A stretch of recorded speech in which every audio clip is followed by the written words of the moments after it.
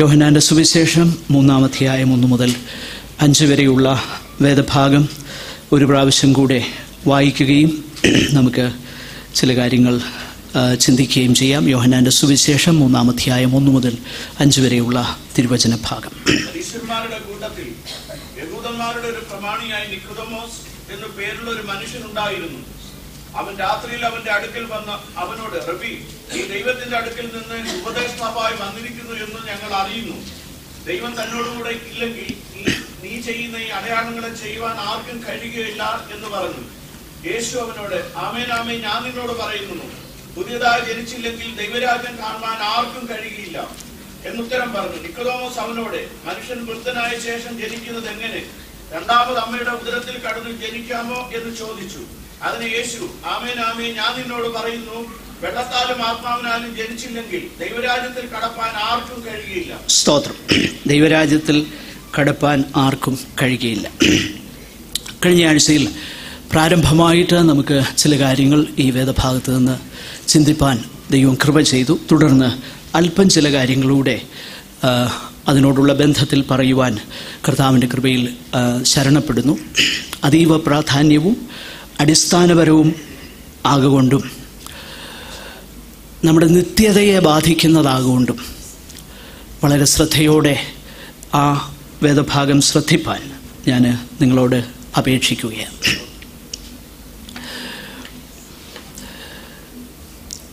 കഴിഞ്ഞ ആഴ്ചയിൽ ഇതിൻ്റെ ചില പശ്ചാത്തലം മാത്രം നമുക്ക് ചിന്തിപ്പാൻ ദൈവമിടയാക്കി. യേശുവിൻ്റെ പരസ്യ ശുശ്രൂഷയുടെ ആരംഭത്തിൽ മറ്റ് 3 സുവിശേഷങ്ങളിൽ കാണാത്ത പല കാര്യങ്ങളും യോഹന്നാൻ്റെ സുവിശേഷം 1 മുതൽ 4 വരെയുള്ള അധ്യായങ്ങളിൽ നമ്മൾ കാണുന്നുണ്ട്. അത് മറ്റു സുവിശേഷങ്ങളൊന്നും കാണുന്നില്ല. മറ്റു സുവിശേഷങ്ങളിലെല്ലാം യേശു സ്നാപക യോഹന്നാൻ്റെ കീഴിൽ സ്നാനമേറ്റ് പ്രസംഗിപ്പാനായി വരുന്നതാണ് നാം കാണുന്നത്. എന്നാൽ ഈ ലേഖനത്തിൽ ഈ സുവിശേഷത്തിൽ മാത്രമാണ് ആ 3 സുവിശേഷങ്ങളിലില്ലാത്ത അനേക കാര്യങ്ങൾ രേഖപ്പെടുത്തിയിട്ടുണ്ട്. അതിലൊന്നാണ് കഴിഞ്ഞ ആഴ്ചകളിൽ നമ്മൾ ചിന്തിച്ചു 1-2 വിഷയങ്ങൾ. ഇന്ന് നമ്മൾ ചിന്തിക്കുന്ന വിഷയവും അങ്ങനെയുള്ളതാകുന്ന ഒരു സംഭവമാണ്. നിക്കോദീമോസ് എന്ന് പറയുന്ന മനുഷ്യൻ യേശുവിൻ്റെ അടുക്കൽ രാത്രിയിൽ വരികയും യേശുവുമായിട്ടുള്ള ഒരു സംഭാഷണവും, ആ സംഭാഷണം അതിൻ്റെ വിശദീകരണം തുടർന്ന് 15 മുതലുള്ള വാക്യങ്ങളിൽ യേശു കർത്താവ് പറയുന്നതും യോഹന്നാൻ അപ്പോസ്തലൻ അതിൻ്റെ വിശദീകരണം നൽകുന്നതും ഈ അധ്യായം മുഴുവൻ നമുക്ക് വായിപ്പാൻ കഴിയും. എന്ന് വെച്ചാൽ നിക്കോദീമോസുമായിട്ടുള്ള സംഭാഷണത്തിന് ഒരു വലിയ കമൻട്രി തന്നെ ദൈവത്തിൻ്റെ പരിശുദ്ധാത്മാവ് നൽകുകയാണ്. ശ്രദ്ധിച്ച് കേൾക്കണം. നിക്കോദീമോസ് എന്ന് പറയുന്ന മനുഷ്യനുമായിട്ടുള്ള യേശു കർത്താവിൻ്റെ സംഭാഷണം അങ്ങനെ തന്നെ ഒരു സംഭവമായി, ഒരു നരേഷനായി വേണമെങ്കിൽ വേദപുസ്തകത്തിലുള്ള അനേക നരേഷൻസിനെ പോലെ, ചില ആഖ്യാനങ്ങളെ പോലെ വേണമെങ്കിൽ എഴുതിവിടാമായിരുന്നു. ആ വിഷയത്തോട് ചേർന്ന് വരുന്ന ചില സംഭവങ്ങൾ അതുമായിട്ട് മാത്രമേ ബന്ധപ്പെട്ട് നിൽക്കുന്നുള്ളൂ. അങ്ങനെ അനേക കാര്യങ്ങളുണ്ട്. എന്നാൽ നിക്കോദീമോസുമായിട്ടുള്ള യേശുവിൻ്റെ സംഭാഷണത്തെ ദൈവത്തിൻ്റെ പരിശുദ്ധാത്മാവ് തിരുവെഴുത്തിൽ രേഖപ്പെടുത്തുന്നത് ആ നിലയിലല്ല എന്ന് നമ്മൾ ഗ്രഹിക്കണം. ആ സംഭവം പറഞ്ഞിട്ട് ഒരു വലിയ കമൻട്രി തന്നെ, ഒരധ്യായം മുഴുവൻ ആ ഒറ്റ കാര്യത്തിൻ്റെ വിശദീകരണമാണ്. അപ്പോൾ ആ ഒരു കാരണം കൊണ്ട് തന്നെ ഇത് അതീവ പ്രാധാന്യമുള്ളതാണ് എന്ന് നമുക്ക് മനസ്സിലാക്കുവാനായി കഴിയും. വിശേഷിച്ച് അതീവ പ്രാധാന്യമുള്ള വിഷയങ്ങൾ യേശു കർത്താവ് പറയുന്ന വാക്കുകൾ എപ്പോഴും ആമേൻ ആമേൻ എന്ന് പറഞ്ഞാൽ, പുരാതന കാലങ്ങളിൽ ഒരു വിഷയത്തിന് എംഫസിസ് ചെയ്യുവാൻ ഇന്ന് നമ്മൾ ഉപയോഗിക്കുന്ന ആ കാര്യങ്ങളല്ല പുരാതന കാര്യങ്ങളിൽ ഉപയോഗിച്ചുകൊണ്ടിരുന്നത്. ഇന്ന് നമ്മൾ ചെയ്യുന്നത് ഹൈലൈറ്റ് ചെയ്യും. ഒരു ലെറ്ററിൽ ഒരു കാര്യം പ്രാധാന്യമുള്ളതാണെങ്കിൽ നാം ഉപയോഗിക്കുന്നത് അതിനെ ഹൈലൈറ്റ് ചെയ്യുകയാണ്. എന്നാൽ ആദിമ കാലഘട്ടങ്ങളിൽ അന്നത്തെ ആ ലിറ്റററി ഡിവൈസ് എംഫസിസ് ചെയ്യുവാനുള്ള വിഷയങ്ങൾ എങ്ങനെയാണ് ചെയ്തിരുന്നത് എന്നതിൻ്റെ ഒരു മാതൃകയാണ്. ഏറ്റവും പ്രാധാന്യമുള്ളതാകുന്ന വിഷയങ്ങൾ ആവർത്തിച്ചിട്ടുണ്ട്. ഉദാഹരണത്തിന്, സൈന്യങ്ങളുടെ ദൈവമാകുന്ന യഹോവ പരിശുദ്ധൻ എന്നല്ല പറഞ്ഞിരിക്കുന്നത്, പിന്നെയോ സൈന്യങ്ങളുടെ ദൈവമായ യഹോവ പരിശുദ്ധൻ, പരിശുദ്ധൻ, പരിശുദ്ധൻ. മനസ്സിലാകുന്നുണ്ടല്ലോ? അതുപോലെ തന്നെ യേശു കർത്താവ് പറയുന്ന വാക്കുകളിൽ അതീവ പ്രാധാന്യതയോടെ നാം ശ്രദ്ധിക്കണമെന്ന് പരിശുദ്ധാത്മാവ് എല്ലാ കാലത്തുമുള്ള എല്ലാവരോടും പറയുന്ന വാക്കുകൾ അതീവ പ്രാധാന്യമുള്ളതാണെന്ന് പറയേണ്ടതിന് ഉപയോഗിച്ചിരിക്കുന്ന വാക്ക് ആമേൻ, ആമേൻ. ആമേൻ, ആമേൻ എന്ന് പറയുന്ന വാക്കുകൾ സുവിശേഷത്തിൽ കാണുമ്പോൾ നാം വളരെ ശ്രദ്ധിക്കണം. കാരണം അത് അതീവ പ്രാധാന്യമുള്ളതാണ്. എന്താണ് ഇവിടെയുള്ള ഈ അതീവ പ്രാധാന്യമുള്ള വിഷയം? വളരെ വിശദമാകുന്ന വിഷയമാണ്. എന്ന് പറയുവാൻ നമുക്ക് സമയമില്ല, എങ്കിലും ചുരുങ്ങിയ സമയത്തിൽ കേൾക്കുക. നിക്കോദീമോസ് എന്ന് പറയുന്ന മനുഷ്യൻ യേശുവിൻ്റെ അടുക്കൽ വരുന്നു. ആ സാഹചര്യം നമുക്കറിയാം. യേശു ചെയ്ത അടയാളങ്ങളാണ് അതിൻ്റെ പശ്ചാത്തലം. അത് കണ്ടിട്ടാണ് അനേകർ യേശുവിൽ വിശ്വസിച്ചെന്ന് എഴുതിയിരിക്കുന്നു. അതെന്തു വിശ്വാസമാണെന്നുള്ളത് കഴിഞ്ഞ ആഴ്ചയിൽ നമ്മൾ ശ്രദ്ധിച്ചു. നിക്കോദീമോസും ആ സംഭവങ്ങൾക്ക് സാക്ഷ്യം വഹിച്ചു എന്ന് ഈ വേദഭാഗം വായിക്കുമ്പോൾ തെളിയുന്നു. കാരണം അവിടുന്ന് നീ ചെയ്ത അടയാളങ്ങൾ ചെയ്യുവാൻ ആർക്കും കഴിയുന്നതല്ലെന്ന് ഈ മനുഷ്യൻ സാക്ഷ്യപ്പെടുത്തുകയാണ്. അപ്പോൾ അത്ര വലിയ ഒരു അടയാളം കണ്ടിട്ട് നിക്കോദീമോസ് യേശുവിൻ്റെ അടുക്കലേക്ക് വരികയാണ്. ആ മനുഷ്യൻ്റെ സ്റ്റാറ്റസ് എന്താണെന്ന് അവിടെ എഴുതിയിട്ടുണ്ട്. ഒന്ന്, അവൻ പരീശനായിരുന്നു. പരീശൻ എന്ന വാക്കിന് ഇന്നുള്ളതാകുന്ന കൊണോട്ടേഷൻ അല്ല ആ കാലങ്ങളിൽ ഉള്ളത് എന്ന് നമ്മൾ ചിന്തിച്ചിട്ടുണ്ട്. അതൊരു നല്ല പദവിയായിരുന്നു അന്ന്. യേശുവിൻ്റെ കാലത്ത്, സുവിശേഷങ്ങളുടെ കാലഘട്ടത്തിൽ അത് തരം താണുപോയി എന്നേ ഉള്ളൂ. അതായത് ഒന്നുകൂടെ മനസ്സിലാക്കാനായിട്ട് പറയാം, 50 വർഷങ്ങൾക്ക് മുമ്പ് പെന്തക്കോസ്ത് എന്ന് പറയുന്നത് ഒരു നല്ല കാര്യമായിരുന്നു. ഇന്ന് നിർഭാഗ്യവശാൽ അതങ്ങനല്ല. കാരണം പെന്തക്കോസ്തിലേക്ക് ആർക്കും കയറി വരാം, ആർക്കും സ്റ്റേജിൽ നിന്ന് പ്രസംഗിക്കാം, എന്തും പറയാം എന്ന നില വന്നു. മനസ്സിലാകാൻ വേണ്ടി മാത്രം പറഞ്ഞതാണ്, അതിൽ കൂടുതൽ അതിനെക്കുറിച്ച് ചിന്തിക്കേണ്ട. അപ്പോൾ നല്ല ഒരു പൊസിഷൻ പരീശൻ. 2, ഭയങ്കര പൊളിറ്റിക്കൽ ക്ലൗട്ടുള്ള ഒരു മനുഷ്യനായിരുന്നു.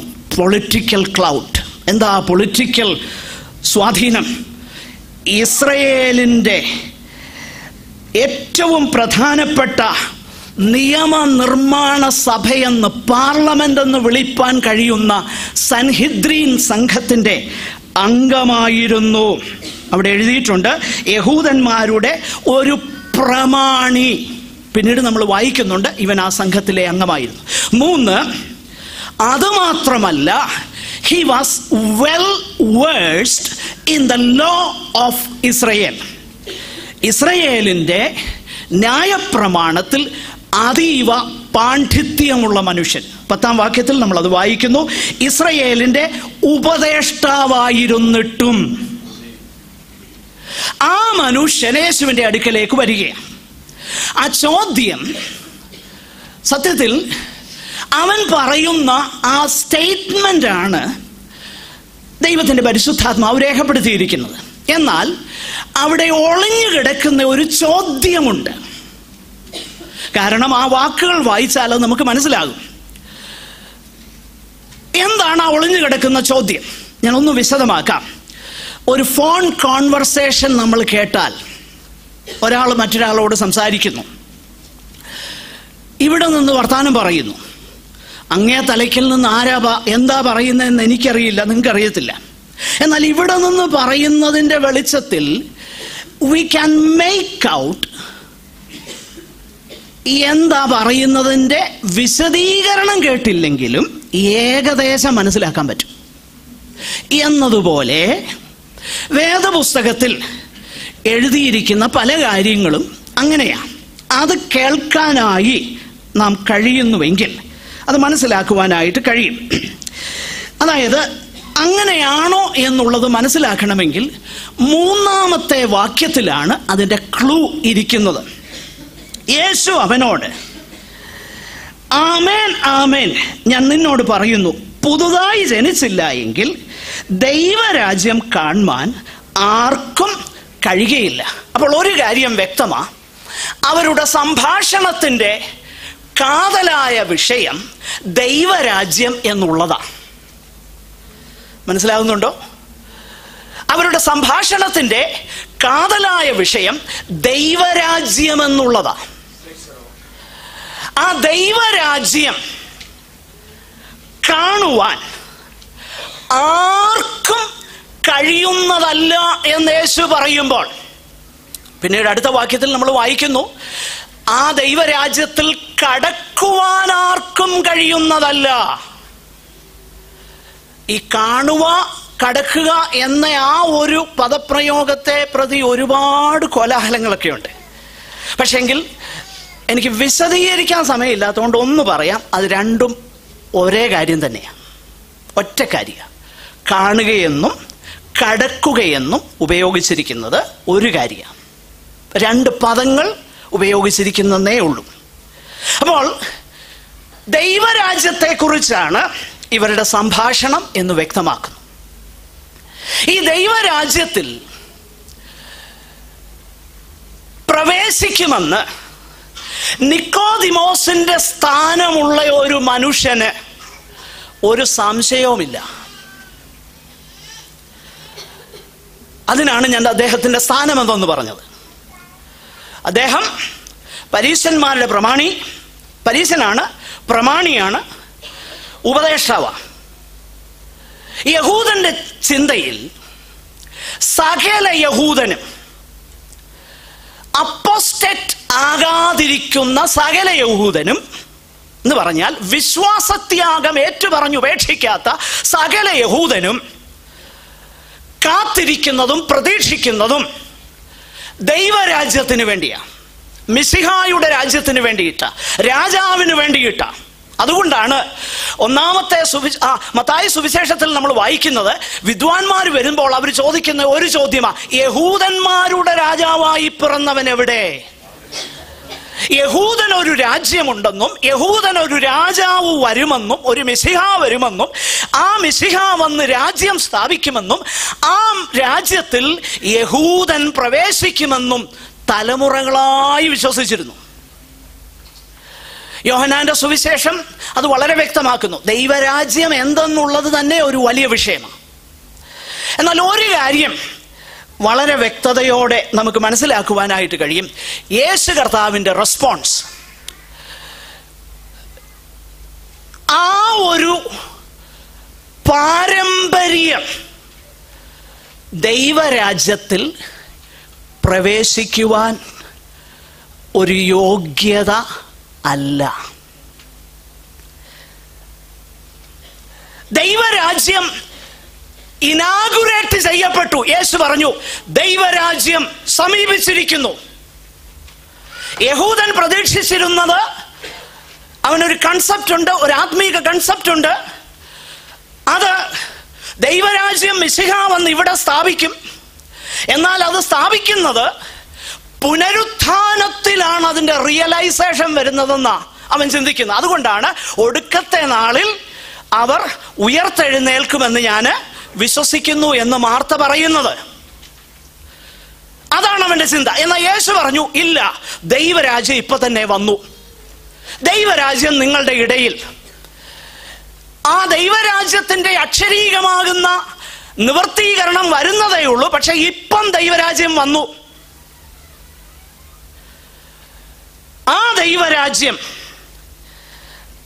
അത് യേശുവിന്റെ പ്രവൃത്തിയിലും ഉപദേശത്തിലുമാ ആ ഇനാഗുറേറ്റ് ചെയ്യപ്പെട്ടത്. ആ ദൈവരാജ്യം എന്നുള്ളത് it is God's saving and transforming reign in an individual, ഒരു വ്യക്തിയിൽ ദൈവം തൻ്റെ രക്ഷിക്കുന്ന, രൂപാന്തരപ്പെടുത്തുന്ന വാഴ്ച ആരംഭിക്കുന്നതാണ് ദൈവരാജ്യം. അതിൻ്റെ ആത്യന്തികമാകുന്ന റിയലൈസേഷൻ വരാൻ പോകുന്നേ ഉള്ളൂ.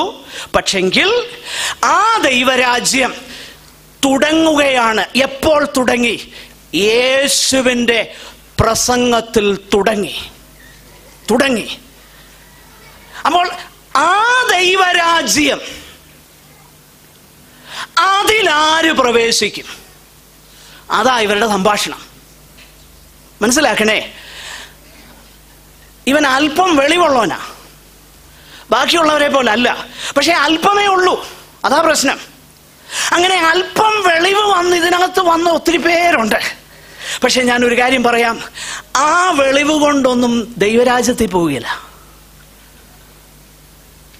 ദൈവരാജ്യത്തിൽ പോകണമെങ്കിൽ വീണ്ടും ജനിക്കണം. എന്ന് വെച്ചാൽ, ഞാൻ ഇന്ത്യ രാജ്യത്തിൽ അവിടുത്തെ ഭരണത്തിന്റെ കീഴിലെ ഒരാളാ നിങ്ങളും. നമ്മൾ എങ്ങനെ അങ്ങോട്ട് വന്നത്? എങ്ങനാ വന്നത്? പറ. അവിടെ ജനിച്ചത് കൊണ്ടാ. മനസ്സിലാവുന്നുണ്ടോ? നാം അവിടെ ജനിച്ചത് കൊണ്ട് ആ രാജ്യത്തിൽ വന്നത്. അങ്ങനെയെങ്കിൽ ദൈവരാജ്യം അങ്ങനെ തന്നെയാ. യേശു പറയുന്നു, ആ രാജ്യം മുകളിൽ നിന്നുള്ള രാജ്യമാ, താഴെ നിന്നുള്ള രാജ്യമല്ല. യേശു പിന്നീട് പറയുന്നു 18:36, എന്റെ രാജ്യം ഐഹികമല്ല, എന്റെ രാജ്യം മുകളിൽ നിന്നുള്ള രാജ്യമാ. ആ രാജ്യത്തിന്റെ സുവിശേഷവുമായിട്ടാണ് ഞാൻ വന്നത്. ആ രാജ്യത്തിൽ പ്രവേശിപ്പാൻ നീ യഹൂദനായതുകൊണ്ട് കഴിയത്തില്ല. നീ യഹൂദനായത് യഹൂദന്റെ മാതാപിതാക്കളാൽ ജനിച്ചതുകൊണ്ട്. എന്നാൽ ദൈവരാജ്യത്തിൽ നീ അതിന്റെ അംഗമാകണമെങ്കിൽ മുകളിൽ നിന്ന് എന്റെ പിതാവ് കരുണ ചെയ്തിട്ട് നീ ജനിച്ചേ തീരൂ, അല്ലെങ്കിൽ നീ ദൈവരാജ്യത്തിൽ കടക്കയില്ല. മനസ്സിലാകുന്നുണ്ടോ ആ രണ്ട് കാര്യങ്ങളുടെ പ്രാധാന്യത? It is by a birth, ജനനം. ആ ജനനത്തിന് ഉപയോഗിച്ചിരിക്കുന്ന രണ്ട് വാക്കുകൾ, പുതുതായി ജനിക്കുക, മുകളിൽ നിന്ന് ജനിക്കുക. ഈ പദമുണ്ട്, മലയാളത്തിൽ അത്ര കൃത്യമല്ല.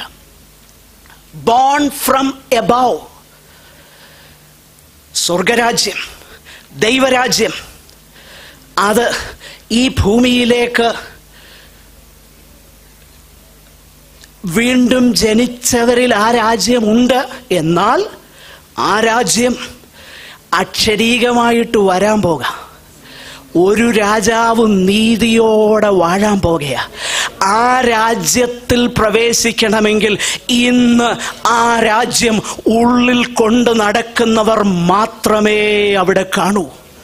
യഹൂദ പ്രമാണി ആയതുകൊണ്ടോ, അടയാളങ്ങൾ കണ്ടതുകൊണ്ടോ, അടയാളങ്ങൾ അനുഭവിച്ചതുകൊണ്ടോ, അടയാളങ്ങൾ കണ്ടിട്ട് നീ ദൈവത്തിന്റെ അടുക്കൽ നിന്ന് വന്നു, നീ ദൈവം നിന്നോട് കൂടെ ഇല്ലെങ്കിൽ ഈ അത്ഭുതങ്ങളെ ചെയ്യുവാൻ ആർക്കും കഴിയുന്നതല്ല എന്ന് ഏറ്റുപറയുന്നത് കൊണ്ടോ ദൈവരാജ്യത്തിൽ കാണുകയില്ല, കടക്കുകയില്ല. കാരണം യേശു പറഞ്ഞു, അന്നാളിൽ അനേകർ വന്ന് എന്നോട് പറയും, ഞങ്ങൾ ഇന്നതൊക്കെ ചെയ്തു. എന്താ ചെയ്തത്? നമ്മൾ ചെയ്യുന്നത് പോലെയും പറയുന്നത് പോലെയുമല്ല. പിന്നെ എന്താ അവർ ചെയ്തത്? ഞങ്ങൾ സൗഖ്യമാക്കി, ഞങ്ങൾ രോഗികളെ സൗഖ്യമാക്കി, ഭൂതങ്ങളെ വിടുവിച്ചു, ഒത്തിരി അത്ഭുത പ്രവർത്തികൾ ചെയ്തു. യേശു പറഞ്ഞു, ഞാൻ നിങ്ങളെ ഒരു നാളും അറിഞ്ഞിട്ടില്ല, അന്നും അറിഞ്ഞിട്ടില്ല, ഇന്നും അറിയുന്നില്ല. എന്നാൽ ദൈവരാജ്യത്തിലുള്ള ഒരാളിനെ കുറിച്ച് യേശു പറയുന്നത്, എന്റെ ആടുകൾ എന്റെ ശബ്ദം കേൾക്കും, ഞാൻ അവയെ പേർ ചൊല്ലി വിളിക്കുന്നു, ഞാൻ അവയെ അറിയുന്നു, അവയെ എന്റെ കൈകളിൽ ഇരിക്കുന്നു, അവയെ പിടിച്ചു പറിപ്പാൻ ആർക്കും കഴിയുന്നതല്ല.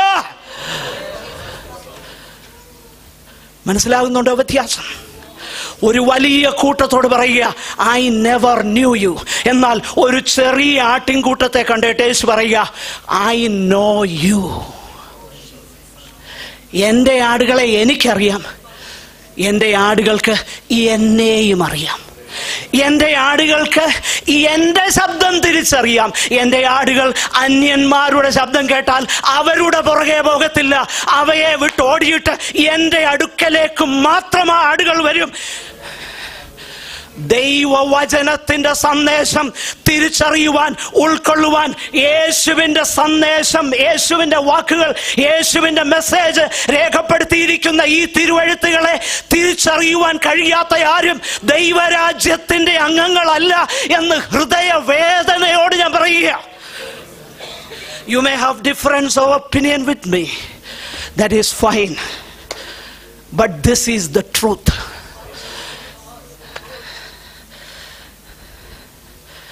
വിശ്വസിക്കണമെന്ന് എനിക്ക് നിർബന്ധമില്ല.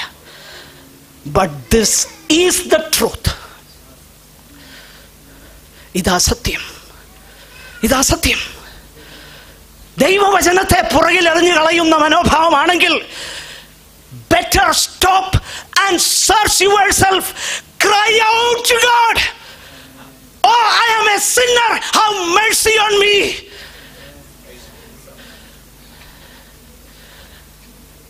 This is the truth. Tell me if something else is truth. I am ready to recall whatever I stated today. This is a question of life and death.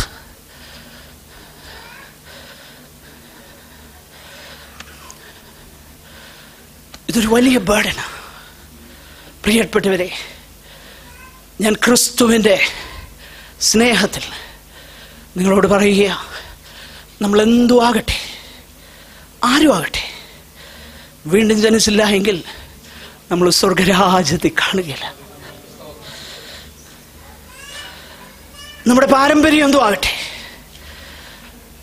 നമ്മൾ ഒത്തിരി കാര്യങ്ങൾ ചെയ്തെന്നിരിക്കട്ടെ, നമ്മൾ ഒത്തിരി അത്ഭുതങ്ങൾക്ക് സാക്ഷ്യം വഹിച്ചെന്നിരിക്കട്ടെ, വീണ്ടും ജനിച്ചില്ല എങ്കിൽ ദൈവരാജ്യത്തിൽ കാണുകയില്ല. ഇനി എന്താ ഈ വീണ്ടും ജനനം? അത് വലിയ വിഷയം. എന്നാൽ താഴോട്ടൊരു കാര്യം യേശു കർത്താവ് പറഞ്ഞതൊന്ന് വിശദീകരിച്ചേക്കാം. അത് വിശദീകരിച്ച് ഞാൻ അവസാനിപ്പിക്കാം. അതിനേ ഉള്ള സമയം. ആദ്യം പറഞ്ഞു, നീ മുകളിൽ നിന്ന് ജനിക്കണം, പുതുതായി ജനിക്കണം, വീണ്ടും ജനിക്കണം. എല്ലാം ഒറ്റ കാര്യമാണ്. കാണുകയില്ല, കടക്കുകയില്ല എന്ന് പറയുന്നത് ഒറ്റ കാര്യമാണ്. അതുപോലെ ഒറ്റ കാര്യം പറഞ്ഞിരിക്കുന്ന ഒരു സ്റ്റേറ്റ്മെന്റ് ഉണ്ട്. അത് ഭയങ്കര കൺഫ്യൂഷനാണ്. അത് കൺഫ്യൂഷൻ ഉള്ളത് കൊണ്ട് ഒന്ന് പറഞ്ഞ് അവസാനിപ്പിക്കാം. 5-ാം വാക്യം. യെസ് യെസ് യെസ് നോക്കുക, വെള്ളത്താലും ആത്മാവിനാലും ഉള്ള ജനനം. അതിനെക്കുറിച്ച് പല ആശയങ്ങളുണ്ട്. ചിലർ പറയുന്നു അത് വെള്ളത്താലുള്ള ജനനം സ്നാനമാണെന്ന് പറയുന്നു. ഞാനങ്ങനെ വിശ്വസിക്കുന്നില്ല. എന്തുകൊണ്ടാണ് വിശ്വസിക്കുന്നില്ലെന്ന് ഞാൻ പറയാം. മറ്റു ചിലർ പറയുന്നു നമ്മുടെ ഫിസിക്കൽ ബർത്തും സ്പിരിച്വൽ ബർത്തും ആണെന്ന് പറയുന്നു. കാരണം താഴോട്ട് വായിക്കുന്നുണ്ട്, ജഡത്തിൽ നിന്ന് ജനിച്ചത് ജഡം, പിന്നെ ആത്മാവിൽ നിന്ന് ജനിച്ചത് ആത്മാ. അപ്പോൾ ഫിസിക്കൽ ബർത്ത്, ശാരീരിക ജനനവും ആത്മീയ ജനനവുമാണ് അവിടെ ഉദ്ദേശിക്കുന്നത് ചിലർ പറയുന്നു. അങ്ങനെ എൻ്റെ അറിവിൽ 5-ലധികം ചിന്തകൾ അങ്ങനെ തന്നെയുണ്ട്. അതെല്ലാം ഇന്നിവിടെ പറയാൻ നേരമില്ല, അതിൻ്റെ ആവശ്യമില്ല. എന്നാൽ എന്താണ് ഈ ജനനം?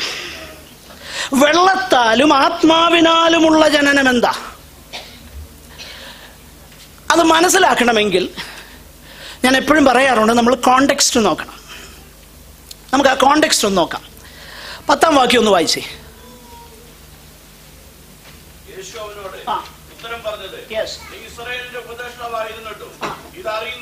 നോക്കണം, ഏതറിയുന്നില്ലയോ?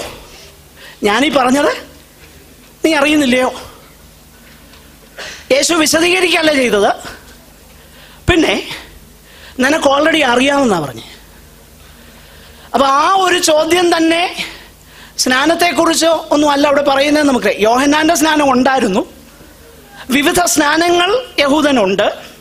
എന്നാൽ അതൊന്നുമല്ല അതിൻ്റെ അർത്ഥമെന്ന് അവിടെ വ്യക്തമാകുക. കാരണം ക്രിസ്തീയ സ്നാനം പിന്നീടാണ് വരുന്നത്, ക്രിസ്ത്യൻ ബാപ്റ്റിസം പിന്നീടാണ് വരുന്നത്.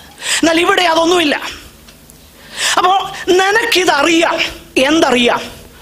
ഞാൻ പറഞ്ഞത് നിനക്ക് അറിയാം. കാരണം നീ ആരാ? നീ ഉപദേഷ്ടാവ് എന്ന് പറഞ്ഞാൽ നിനക്ക് തിരുവെഴുത്ത് നന്നായിട്ട് അറിയാം. ഇപ്പം മനസ്സിലാകുന്നുണ്ട് നിനക്ക് ഞാൻ പറയുന്നത് എന്നാ യേശു പറഞ്ഞതിൻ്റെ സാരം. അങ്ങനെയെങ്കിൽ ഇസ്രായേലിന്റെ ഉപദേഷ്ടാവായിരുന്ന നിക്കോദീമോസിന് മനസ്സിലായ ഈ സത്യം എന്താ?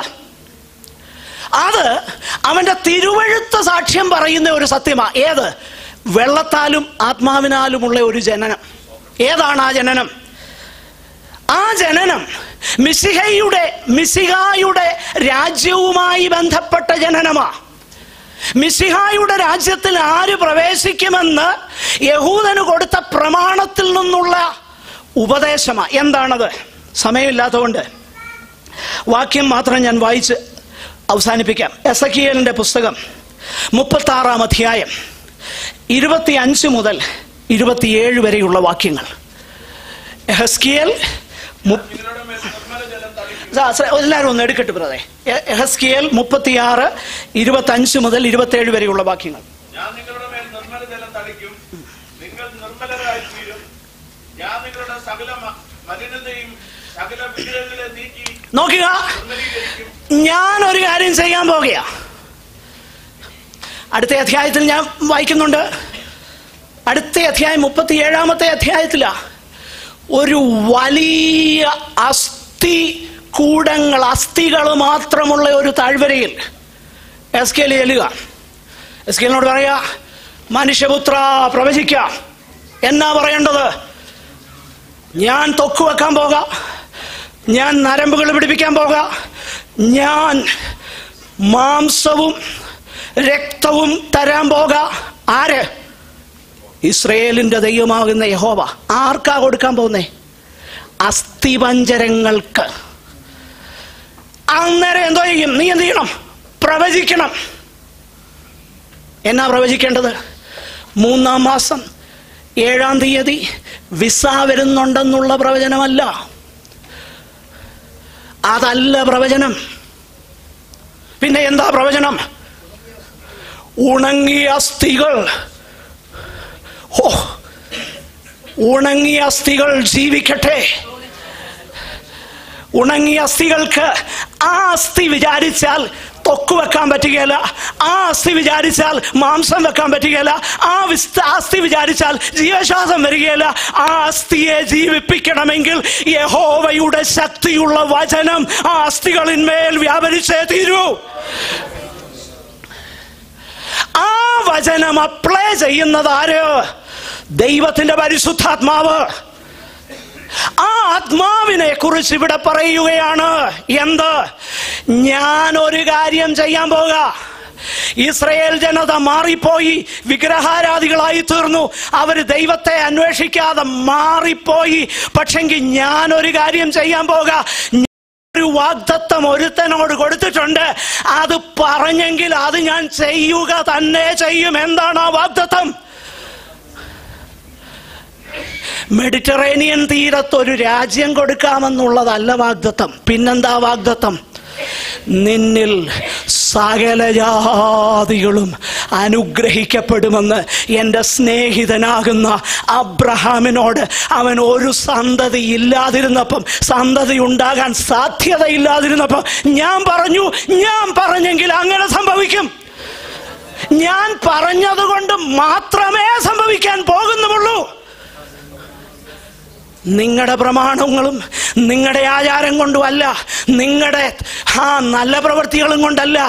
Because I have made a covenant with my friend Abraham. I will not revoke that. I will fulfill that. എന്താ covenant? ഇതാ covenant. മിശിഹ വരും. മിശിഹ എന്ത് ചെയ്യും? മിശിഹ ചെയ്യുന്ന കാര്യം, ഞാൻ നിങ്ങളുടെ മേൽ നിർമ്മല ജലം തളിക്കും. നിങ്ങൾ നിർമ്മലരായി തീരും. എന്തുകൊണ്ടാ? ഞാൻ തളിക്കുന്നത് കൊണ്ട്. പിന്നെ ഞാൻ നിങ്ങളുടെ സകല മലിനതകളെയും നീക്കി സകല വിഗ്രഹങ്ങളെയും നീക്കി നിങ്ങളെ നിർമ്മലീകരിക്കും. ഞാൻ നിങ്ങൾക്ക് പുതിയൊരു ഹൃദയം തരും, പുതിയൊരു ആത്മാവിനെ നിങ്ങളുടെ ഉള്ളിലാക്കും. എന്ന് പറഞ്ഞാൽ വെള്ളത്താലും ആത്മാവിനാലും ഒരു ജനനം നിങ്ങളോട് കരുണ തോന്നിയിട്ട് എൻ്റെ സ്നേഹിതനാകുന്ന അബ്രഹാമിനോട് പറഞ്ഞ വാഗ്ദത്തം നിവർത്തീകരിക്കേണ്ടതിന് ഞാൻ ചെയ്യാൻ പോകുക. എന്നിട്ട് കല്ലായുള്ള ഹൃദയം ഞാൻ നിങ്ങളുടെ ജഡത്തിൽ നിന്ന് നീക്കി മാംസമായുള്ള ഹൃദയം നിങ്ങൾക്ക് തരും. ഞാൻ എൻ്റെ ആത്മാവിനെ നിങ്ങളുടെ ഉള്ളിലാക്കി നിങ്ങളെ എൻ്റെ ചട്ടങ്ങളിൽ നടക്കുമാറാക്കും. എന്താ പുതിയ നിയമം? ഞാൻ എൻ്റെ ശക്തി കൊണ്ട് ദൈവത്തിൻ്റെ നമ്പർ 1 കൽപ്പന, നമ്പർ 1 കൽപ്പന, നമ്പർ 2 അത് ഞാനിന്നത് നോക്കിയോ, ഇന്ന് അനുഷ്ഠിച്ചോ? ഒരു ടിക്ക് മാർക്ക് അവസാനം ഇടുന്നതല്ല. അതിനേക്കാൾ ഉപരിയായി എന്നെ കൊണ്ട് ഇത് ഒരെണ്ണം പോലും ചെയ്യാൻ കഴിയത്തില്ലെന്ന് തിരിച്ചറിഞ്ഞിട്ട് ക്രിസ്തുവിൻ്റെ അടുക്കലേക്ക് ഞാൻ വരുമ്പോൾ എന്നിൽ അവിടുത്തെ പരിശുദ്ധാത്മാവിനാൽ എൻ്റെ ഹൃദയത്തിൽ എൻ്റെ കല്ല് മാറ്റിയിട്ട് എനിക്കൊരു മാംസളമാകുന്ന ഹൃദയം തന്നിട്ട് എന്നെ ദൈവത്തിൻ്റെ ചട്ടങ്ങളിൽ നടക്കുമാറാക്കുന്നതാണ് പുതിയ നിയമത്തിൻ്റെ പ്രമാണം. അതാണ് പുതിയ ജനനം, അതാണ് വീണ്ടും ജനനം. ആ ജനനമില്ലാത്ത ആരും അയ്യോ ദൈവരാജ്യത്തിൽ കടക്കുകയില്ല.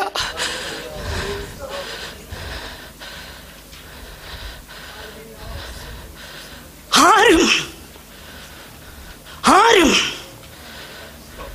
പെന്തക്കോസ്ത് കുടുംബത്തിൽ 4ാം തലമുറയായി ജനിച്ച ഞാൻ കിടക്കുകയില്ല. വലിയ പാരമ്പര്യം അവകാശപ്പെടാനുള്ള നിക്കോദിമോസും കിടക്കുകയില്ല. അതിനേക്കാളും വലിയ ആരെങ്കിലും ഇവിടെ ഇരിപ്പുണ്ടോ? ഇല്ല. ആ ജനനം എങ്ങനെ?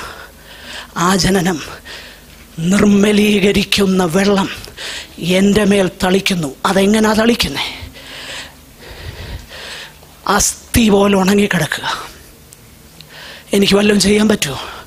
അതുകൊണ്ടാണ് അതിക്രമങ്ങളിലും പാപങ്ങളിലും മരിച്ചവരായിരുന്ന നിങ്ങളെയും അവൻ ഉയർപ്പിച്ചു.